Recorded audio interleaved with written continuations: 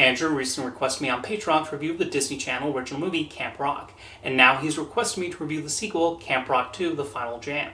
To remind you what I thought of the first movie, I thought while harmless enough, I had some issues with the story and the main conflict that arises. I don't know what the general consensus is among Camp Rock fans, while I had a few issues here and there, I actually like the sequel more than the first one. For starters, I like how much of a full-blown musical the sequel is, with the numbers having a lot of energy to them.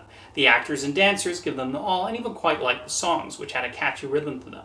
And I know this seems like a strange thing to say about a DCOM, but I found Camp Rock 2 looked very cinematic, with the way the musical numbers are staged, and especially how the night and concert scenes are lit. If Disney chose to bump this to a theatrical release, it would have been earned. Then we have the main story involving this battle between Camp Rock and Camp Star, the new high-tech music camp that opens across the lake. I like the theme here of the modest Camp Rock going up against the camp that spices up its music performances with all kinds of money, lights, and pyrotechnics. And maybe that was intentional on the part of the filmmakers, but I did prefer Camp Rock's approach in musical styles over the more show-off style of Camp Star. Although yes, it is ironic that a movie produced by Disney is sending this message, when Disney is known for spending a lot of money to create elaborate show-stopping productions. Meanwhile, I found it funny that they don't even hide the intentions of the person running Camp Star. They make him a stereotypical mustache-twirling villain who makes it clear that his intention is getting Camp Rock shut down out of a personal grudge towards his former bandmate. Normally, I would write off this kind of villain as one-dimensional, but I love how upfront he is, right down to intentionally poaching his rival's counselors. There are stakes in Camp Rock potentially being shut down due to competition from this camp, and I was engaged in that.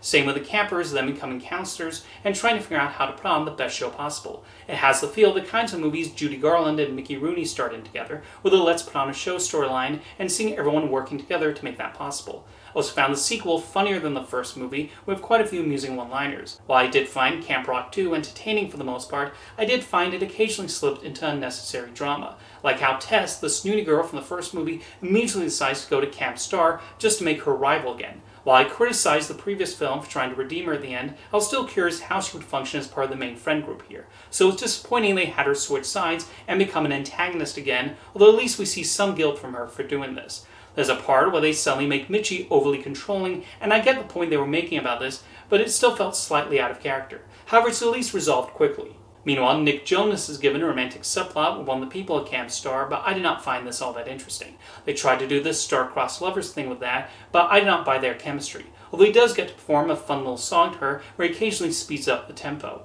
It was nice that the Jonas brothers had more screen time together in this one, with Kevin also getting his own charming storyline taking care of the younger campgoers. I did feel Caitlin, who was one of the best characters in the first Camp Rock, was disappointingly sidelined a lot of the time, and is not given much to do throughout the movie. Of course, we get the big finale where both camps show what they put together, and that does deliver the right show-stopping energy. Although I think the filmmakers overestimate how many people would tune in to watch a bunch of campgoers perform.